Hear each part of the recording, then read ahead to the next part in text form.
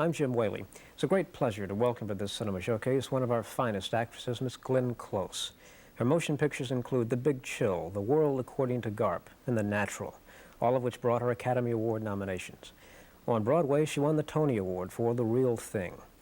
Right now, she's starring in the delightful film Maxie, and she's also starring in the suspense thriller Jagged Edge with Jeff Bridges.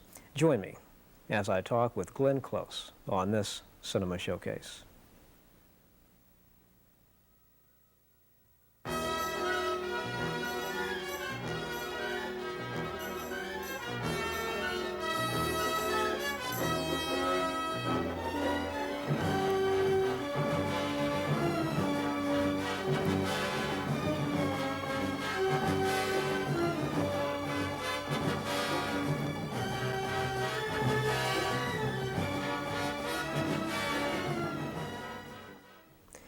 Thank you very much for joining Cinema Showcase, and join me now in welcoming Glenn Close. Glenn, thank you so much for being here. It's very nice to see you. It's my pleasure to be here. As I mentioned in the intro, you're right now in the somewhat unique position of starring in two major films, Maxie, which is a wonderful, delightful comedy, and The Jagged Edge, which is a terrific suspense thriller. Mm-hmm. Is it at all unnerving, for want of a better word, to think that you'll be driving down the street and over here there's a theater marquee, that Glenn Close in this, and then Glenn Close, you're competing against yourself. Oh, you just gave me goosebumps. You just got butterflies. Yeah, my one hope is that people will go to both pictures because they're so drastically different, and they both are very strong in the genre that they're in. Mm-hmm. Maxie is a romantic comedy of the grand old style, I think. And Jagged Edge is in the Hitchcock tradition, so they're very, very different. They give you totally different feelings, and the characters are very different. Before we talk about each of those films individually, which I want to do, let me ask you, was it as an actress, was it a difficult switch to go from one film so different into another? Well, for a while, when I'd read both scripts and I said I would do both of them, it was a real juggling act to figure out how it would be scheduled. I felt very strongly that if they couldn't schedule Jagged Edge after Maxie, I wouldn't be able to do it, because I felt that Maxie, I needed twice as much time because I had two characters to create, and it would have been very hard for me to do all that rehearsal work, if you will, all that preparation with only 2 weeks. Mm-hmm. In only 2 weeks. Jagged Edge, on the other hand, wasn't as complicated a part. So luckily it worked out all right, and I did Maxie first, and then 2.5 weeks later started Jagged Edge. Having spent as much time in the theater as you have, and this is invariably a complaint of people who are, shall we say, brought up in the theater, they always regret the lack of rehearsal time that movies generally give them. Is this a problem? I've been very lucky. I've only done now 6 pictures, and I've rehearsed all of them, except we didn't rehearse very much on The Natural. And not rehearsing on The Natural really just brought the point home even stronger that one should rehearse. We would have if we had, really thought about it. But we just rehearsed before, sometimes the night before, sometimes a lot during a scene. But somehow I think it frees everybody, and it ultimately saves a lot of time if you rehearse before you actually start principal photography. Another thing that would seem to drive me to distraction, yet I know, of course, this is the way 99.9% of the movies are done, they're shot out of sequence. And a picture like Jagged Edge, for example, which means so much suspense-wise. What a chore that must have been. It was very, very difficult, because Jagged Edge is filled with minute nuance. And not only are you having to try to gauge something out of sequence, but you also don't know what little snippets will be cut in the editing room. Of course, you can't play a performance wondering what's going to be cut. But sometimes if you see the finished performance, you say, oh, if I knew that wasn't going to appear, then that would have shaded what I did in the scene before, the scene after.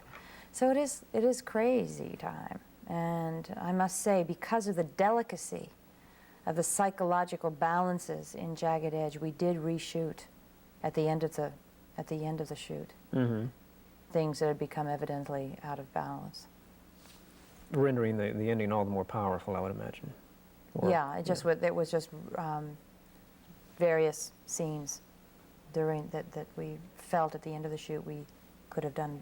We needed to do a little bit better. Yeah. You said you can't really worry about when you're making a film what's going to be cut, etc. But does it ever go through your mind that when you're playing a particularly intense scene and a scene that you think is going rather well, and assuming, of course, that you're a good judge of your own talent, which I would say most actors and actresses are, does it bother you to think that this may end up on the cutting room floor, the director may not like this particular shot, the editor may not? I don't think about that when I'm doing it. And luckily I've worked with directors who they go on to another scene because they think they've gotten the scene which we've been working on. So what does come up is whether a whole scene will be used. And sometimes the director is very forthright and saying, we're not sure whether we're going to use it. Or if they feel that they need to cut something, he'll be very forthright and say it would have ended up on the floor anyway, so we're not going to shoot it. Mm-hmm. And that can happen quite often, because as you're into the shoot of a picture, time is always Sure. of the essence. And sometimes if you're behind schedule, they're trying to find out what they can cut. Let me go back and ask you that question. Do you think, your own best critic? That's a very good question. I'm very subjective while working and very objective if I look at my work. The luxury of having a good director is being allowed to be subjective while you're working. But I do have very strong feelings while I'm working, what seems right. And I strive to find that. But there have been times in theater, I must say, and also in some movies, where I have done a performance and have been miserable backstage afterwards, thinking that it was the phoniest, the worst, and I didn't get that moment, and having people come back and say, that's the best thing I've ever seen you do. And so I used to say, oh, really, you must be crazy. Now I just say, well, thank you, because I think, I think when you're doing a part, especially in theater, and you do it over and over again, what you feel inside has less real, it changes you less than you think it does. That brings up an interesting point, because the whole controversy that's gone on since day one, I suppose, about how much you should rely on technique and how much you should rely on instinct, particularly, I suppose, on the stage. Do you think there has to be a happy meeting ground, or should you rely more on one or the other, technique or intuition? I am a believer in intangibles. I believe that technique alone does not move an audience.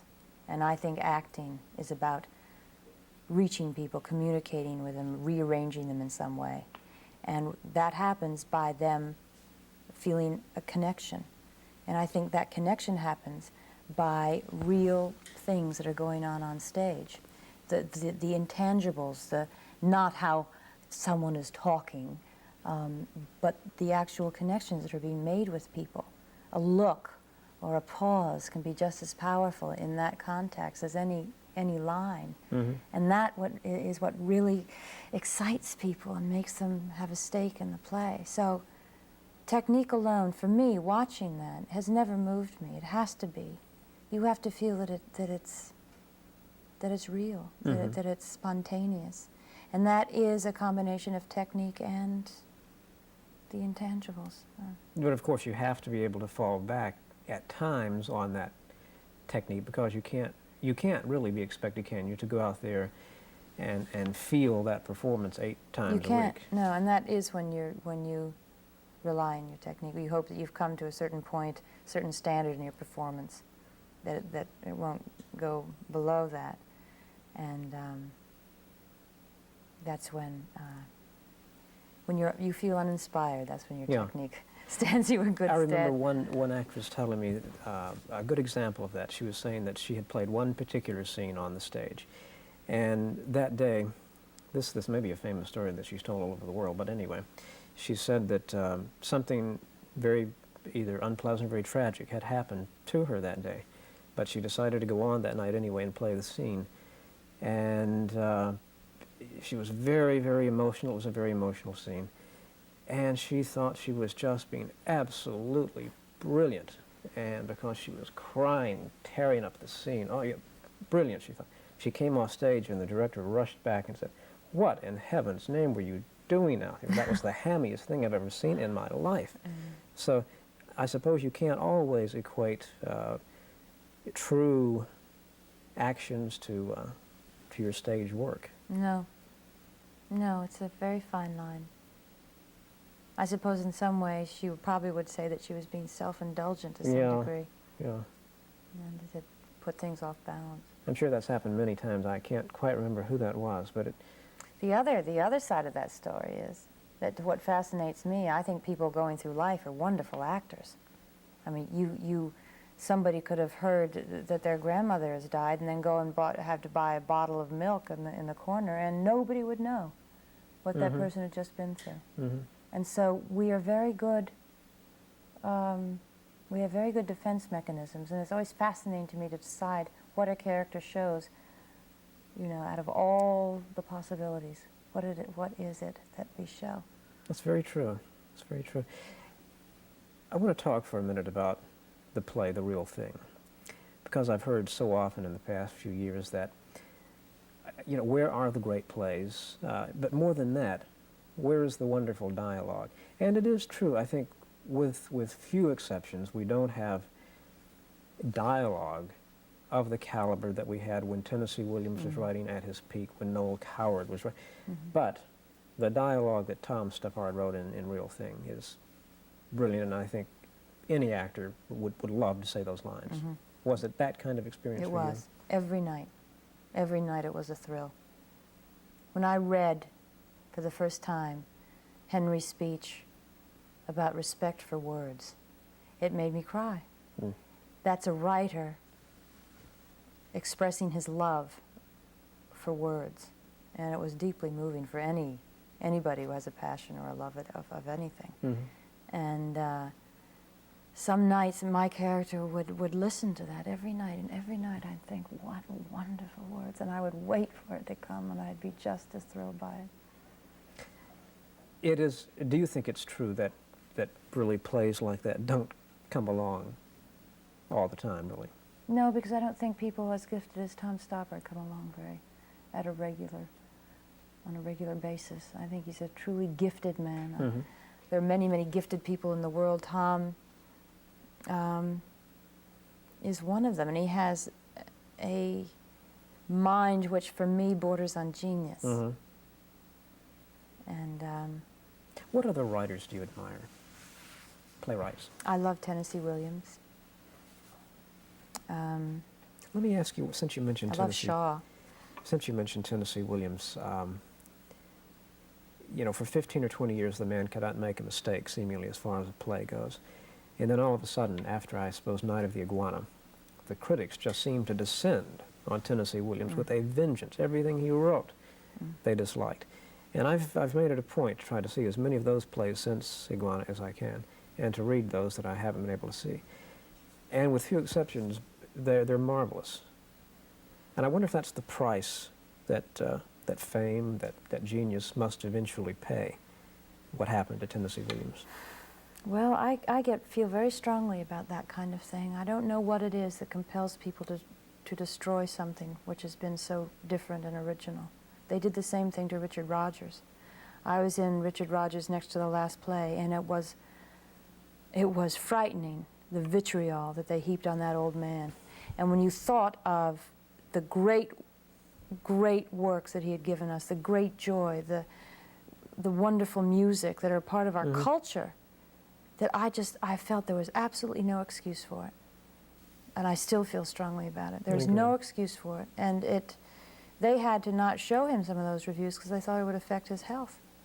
There's no excuse for it. A person is just as valid A person who has done some wonderful something at one point of their life is not that different from that person who did that magnificent thing. And quite frankly, just to speak of this particular example, if people would listen to the album of Rex, the show you're speaking about, they could tell that the songs in that are twice as good as most of what's on Broadway today. That's true. For heaven's sakes. I mean, yeah, admittedly, we're in a dry spell on Broadway, but what Richard Rodgers wrote in Rex, and even in his last musical with Liv Ullmann, marvelous, marvelous melodies. But I think Tennessee Williams and Richard Rodgers and Edward Albee, all people like that deserve respect. And criticism should come from a sense of respect.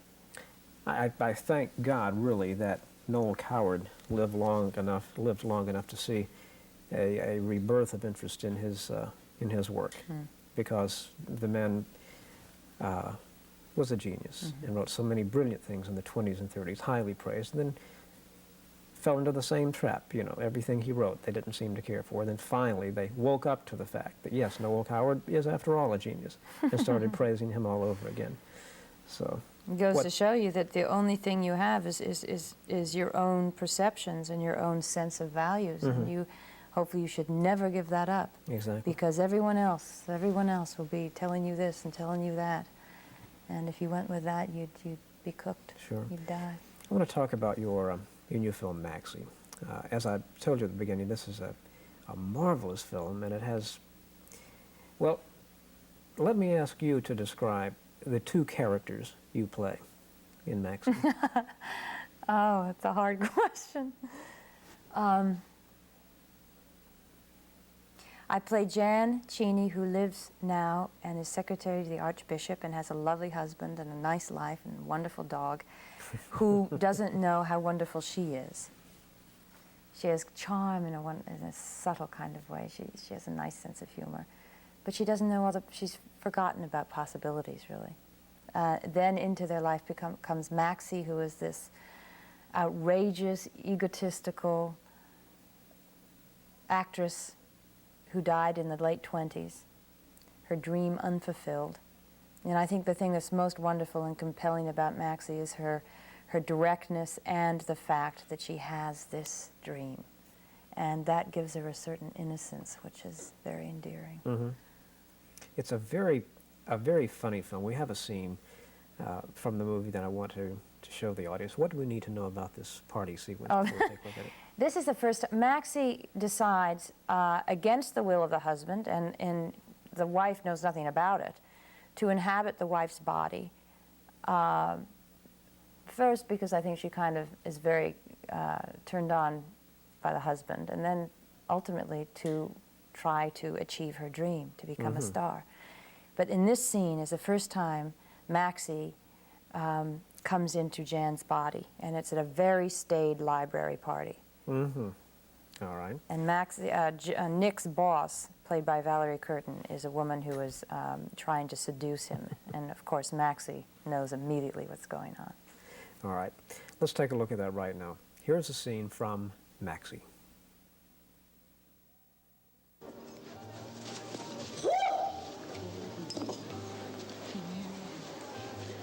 Gee, I wish they'd play something I knew. Now, where did my chic go? Uh-huh. Where there's dancing, there's floozies. Oh, in the parking lot. Go peddle it elsewhere, lady. The goods look damaged. My man ain't buying. I beg your pardon. Consider yourself pardoned. I'll take a hike. What? I said scram. Hit the bricks. Take a powder. This is my wife, Jan. Jan's Miss Sheffer, my new boss. Only during working hours. Now, boss lady, would you take your arm off him, or should I just take your arm off? Period. Why, Nick, your wife is charming in a very primitive way. Stop it, this is embarrassing. Ease off, boss lady. Mrs. Chaney, for your information, this party is part of Nick's job. Come on, Nicky. There are some people I want you to meet. Stop it. Oh! Sheffer, I'll tell you. Oh, I hate to waste such good hooch. Have one on you? Don't mind if I do. Well,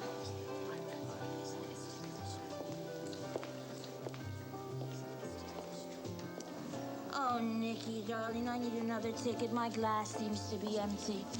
Crazy. She could fire me.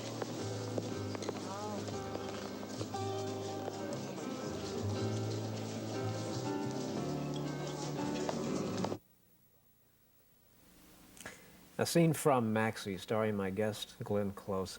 I've got to ask you about Maxie's voice, which is priceless. I mean, did this voice just sort of come to you as being the voice that would go with this character, or did you experiment with a few voices? Yeah, I experimented to a degree, but the voice which I wanted to try to, I didn't actually mimic it, but that the same qualities is a voice that I loved when I was a little girl. My favorite record was Peter Pan with Jean Arthur. Mm-hmm. And Jean Arthur has a wonderful kind of, there's a certain tension in her voice. Yes. And there's a certain wonderful quality of sexiness kind of raw. And I always remember a part from Peter Pan when she'd say, "Tink, are you dying? Dear Tink, if you believe in fairies, clap your hands." And that was Jean Arthur. That's marvelous. And so that quality was what I wanted. And so I told Paul that story, and when I would lose concentration a bit sometimes, he'd say, "Glennie, I think you need more tink." More tink in your voice. This film also, I suppose we could call it the first out-and-out comedy you've done on film. And even though you have won tremendous acclaim for all of your films up to now, and will undoubtedly for this one, did it, let me think of how to phrase this. I don't want to say, did it trouble you that you were only playing serious roles? But I think that's a good way to say it. Did it trouble you? You were only playing serious Well, I was always aware, and I still do feel that I've only scratched the surface. And I know that there's a lot there still to explore. And that's what excites me. I still feel like I'm full of possibilities. And that's how I look on life and on my career. And the thing that's gratifying about Maxie is that I was able to do that and able to surprise people. I would love to see you in a musical on screen. Oh, that would be fun. Yeah, and interestingly enough, walking out of the screening of Maxie, someone said, and wasn't she absolutely wonderful? This won't be giving anything away by saying this. Wasn't she absolutely wonderful as Cleopatra? I would love to see her as Cleopatra. so see, That's a wonderful compliment. There's another role you can do. Of all the directors you have worked with, and you've worked with some very good ones from on the stage, Mike Nichols to Larry Kasdan, George Roy Hill, do you learn different things from each one, or have you learned a most important lesson or thing from one of these gifted men? I think I have learned from each one. The wonderful thing about movies is that you're not always on camera. You can watch, and you can watch other actors at work, and you can watch the director communicating, and you can watch how a crew works, which is magic. I love movie crews. And I was very lucky to start with George. George did me a real service in that he cared enough to point out for me two mannerisms that I had that I was totally unaware of. And now I go to dailies to check up on myself, to make sure I'm not developing any mannerisms. A lot of directors wouldn't have cared to do that. So I have very specific things to thank George for.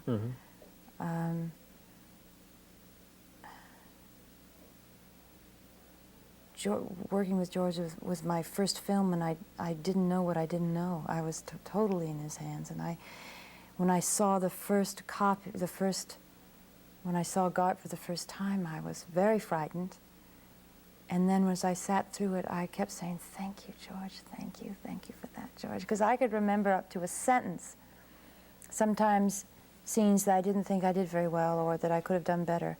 And he honed my performance in a way that literally he would either show me going down a door, and they always were points that I knew that I hadn't done it as good as I could have. It didn't happen often, but there were certain instances where I knew we were on totally the same wavelength, and it was very exciting.